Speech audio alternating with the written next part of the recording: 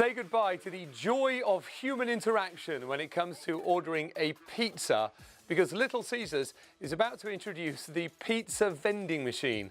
The pizza portal is sort of like Redbox, but for pizza. It's a vending machine that's a series of pizza warming ovens stacked on top of one another.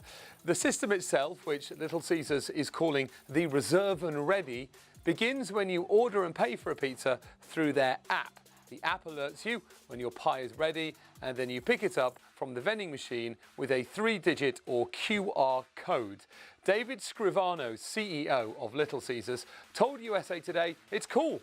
It's all about convenience. In and out in seconds. No line, no wait. USA Today also reported that Pizza Portal has more than a dozen locations popping up in Tucson, Arizona, and is still in its testing phase. Depending on how it does, the company has plans to roll out another 100 by the end of the year and hopes to have the concept debut nationwide by 2018. A country you're not likely to see them in nationwide anytime soon is Italy, where they stubbornly continue with their outdated ideas, such as the belief that pizzas are best made by, a chef.